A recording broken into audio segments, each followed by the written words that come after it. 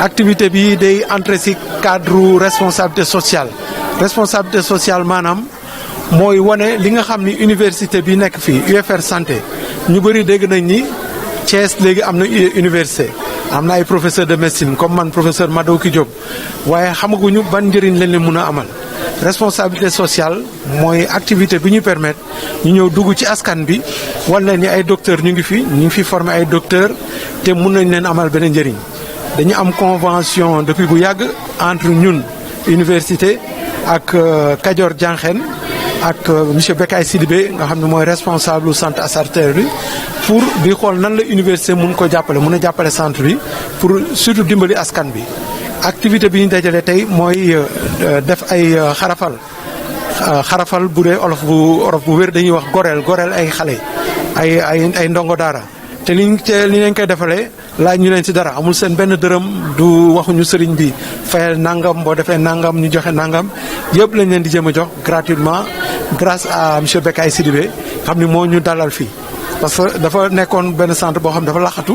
muy def ay activités yu am solo mais ñun dañ bëgg a fësal li muy def jàppale ko loolu rek lañ ci jublu pour askan bi xam li muy def parce que yàggee na ko mais il faut yenn saa yi am ñu ñëw wane ni kat am na benn sénégalais boo xam ni mu ngi def liggéey bu yanu maanaa politiqueul tegul tama deful dara mais mu ngi dimbali askan bi ñun ci loolu la ñuy jublu. activité bi ñuy amal tey mooy benn activité la boo xam ne ñun dañuy jéem a dajale suñu daara yëpp waxtaan ak ñoom di xarafal gone yi ci biir daara yi ñun duñu ànd ak université de Thiès bi nga xam ne ñoom ñooy jàngal xale yi docteur professeur Madouki ak professeur Silla duñoo signé benn protocole d'accord ba nga xam ne ñoom dañuy envoyé ay médecins léeg-léeg médecins yi di ñëw ci ñun di def ay consultation di nemmeeku xale yi ci suñu dispensaire bi ñuy wax ak Kajoor Jànken bi ñuy ñëw en appui léegi suñu paree ñu waxtaan ak ñoom ñu ne léegi mën nañu xarafal gone yi léegi ñu wax sëriñu daara yi ñu xale yi ñu xarafal leen ndax xaraf bi fii ci dispensaire bi ñu def ko ci hygiène def ko ci sécurité moom moo gën xale yi ñu leen di jox n'importe qui ci àll bi ñu leen di kii parce que jongal ci dispensaire nuróowul ak jongal fenn moo tax ñu faciliter leen loolu ñu indi xale yi pour ñu bañ leen di xarafal ci kër yi. téeméer ak juróom fukk mais duñ koy répartir en 2 jours aussi duñoo am yeneen séance yu ñuy def fii ak une semaine ñu defaat yeneen séance parce que xale yi war nañu mat ñaar téeméer ba ñetti téeméeru xale ci biir Thiès yoo xam ne xarafal ñu. message bi ñuy lancé moom mooy gën a toppatoo xale yi aussi di leen wax ne xale yi ñun suñu problème moom mooy bëgguñu gis ñu dóor xale ba mu gaañu ñu koy soog a indil pour faj bi. waaw cas yooyu léeg-léeg mu am mais su amee duñuy jéem a faj xale bi jéem a teg sëñ bi ci yoon wan ko ne xale bi dafa am ay droit dafa am ay yelleefam kenn waru ko bundu xatal xale yi daw aussi dinañu fexe ba waxtaan ak sëriñ bi ba fexe xale bi delluwaat ci daara bi jàng convenablement mais bundu xatal xale daal moom la ñuy bañ ba nga xam ne moo tax ñu ne leen su xale yi waree xaraf seen wax jot indil leen ñu def li ci war suñu leen war a yóbbu ci yeneen dispensaires yi ñu yóbbu leen ci yeneen dispensaires yi pour ñu faju suñu leen war a yóbbu hôpital ñu yóbbu leen hôpital pour ñu faju ji ñu suivre leen ba xale bi delluwaat ci daara nekkaat ci sago xam nga yalwaan bi ñun xawuñu cee sori trop parce que xale yi ñun dañoo xam ne xale yi ci yalwaan bi déjà ci la ñuy lekk te tamit xam nga feebar yoo xam ne cause bi mooy ñàkk lekk te xale yi ñu ngi suñu leen di xool suñu yalwaan di ci lekk di dem yalwaan yi añ reer ñu leen di may ci dëkk bi ñuy lekk gis nañ ne am na ci feebar yoo xam ne am na ci ñàkk vitamines yoo xam ne du leen dugg yooyu aussi suñu leen bàyyee ci daara bi tere leen yalwaan bi problème la ñuy am parce que problème bi ñuy am moom mooy dañuy gis xale yi dañuy anémie wala ñu am ay problème carence vitamine alimentation ak yooyu ba nga xamee ne loolu xaw ñu cee soli mais li ñu soli daal mooy doo bundu xatal xale bi doo ko gaañ doo ko dóor parce que indiwul xaalis ba noppi am na ci ay heures yoo xam ne aussi bëgguñu xale yi di taxawaalu aussi bëgguñu xale yi aussi di fanaan ci àll bi sëriñu daara yi léeg-léeg ñu ñëw ñu waxtaan ak ñoom discuter ak ñoom ci loolu ba ñu ngi koy def ba moo tax ñu jàppale leen ci xarafal bi. ñoom ñoo tax ñu créé dispensaire bi ñoom ñëpp ku ci feebar rek mën nga ñëw faju ba ñoom la xam nañ ko ñooy indi seen bopp léeg-léeg ñooy indi seen bopp ñëw ne di ñoo feebar ñëw faju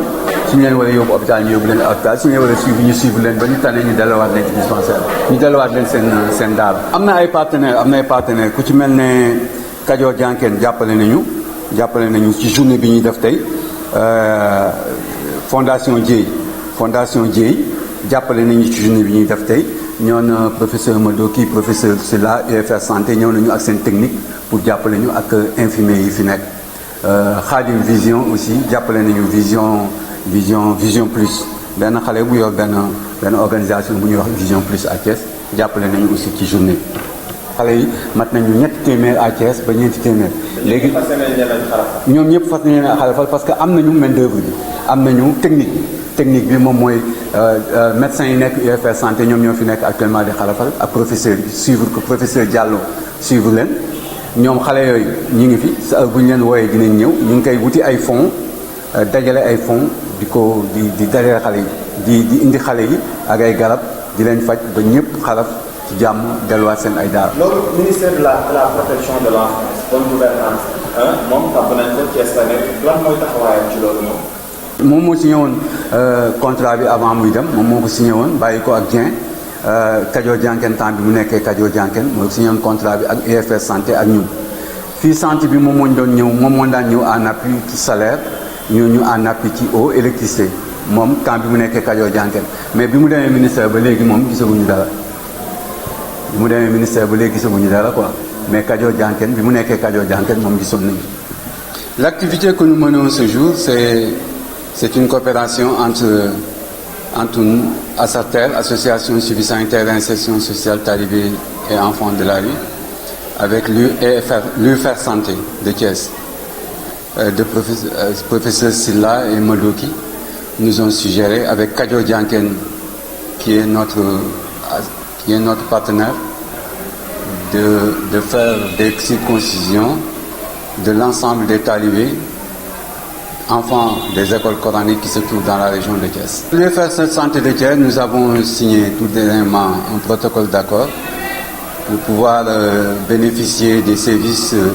de l'UFR de Thiès, des services en soins de santé, en consultation avec l'ASATER et l'UFR. La circoncision, nous le faisons aujourd'hui sur l'ensemble des enfants en situation difficile qui sont dans les daras pour pouvoir mieux les protéger. Parce que vous savez, la circoncision, c'est un acte délicat de l'enfant. S'il n'est pas fait par des professionnels, il peut toujours y avoir des problèmes. Comme nous savons que ces enfants, c'est des couches socio-vulnérables, nous demandons aux marabouts de les amener au centre, les spécialistes le font, pour pouvoir les protéger des infections futures et du tétanos et des autres actes qu'ils peuvent obtenir s'ils le font ailleurs.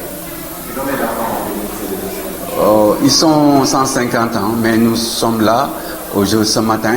nous sommes à 50 déjà,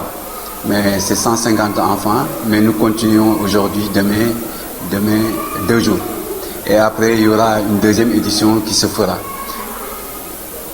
À part ça, la circoncision est sur les modes de sélection. Comment vous sélectionnez ces enfants dans les daras? Non, nous ne les sélectionnons pas. Nous demandons aux marabouts des daras qui ont des enfants qui ne sont pas encore circoncisés de les amener vers nous. De les amener. N'importe quel dara est là où se trouve le dara. Essentiel qu'ils nous amènent l'enfant à une certaine âge pour qu'on fasse la circoncision. Ce centre que vous voyez aujourd'hui, c'est un dispensaire des talibés. Tous les talibés viennent se faire soigner gratuitement. Gratuitement, ils viennent se faire soigner sans payer. Et nous, si les compétences demandent qu'on les réfère dans les autres postes, à l'hôpital ou dans l'autre localité, on les réfère. Mais tous les talibés connaissent ce centre. Nous sommes dans le cadre du suivi de l'enfant et de la réinsertion. Nous n'avons pas de problème avec les sérieux d'Ara, mais nous leur demandons à chaque fois que si l'enfant est malade, qu'il vienne vers nous le plus rapidement possible, qu'ils ne gardent plus les enfants à la maison jusqu'à que la maladie se complique. Dès que l'enfant est malade, qu'il nous l'amène. Nous ne demandons pas de l'argent, nous le soignons gratuitement. Aussi, nous sommes là, nous surveillons certains marabouts pour que les enfants ne subissent pas certains services. Parce que nous ne acceptons pas que vous blessez l'enfant au dara, que vous le frappez, que l'enfant tombe malade, que vous ne l'ameniez pas. Ça, nous ne l'acceptons pas. Nous faisons le suivi et la réinsertion. Les enfants qui fuguent aussi, parce qu'ils reçoivent des services au dara, viennent vers nous et nous discutons avec le marabout, nous appelons le marabout, nous discutons avec lui et nous faisons la réinsertion sociale dans son dara pour qu'il continue ses études.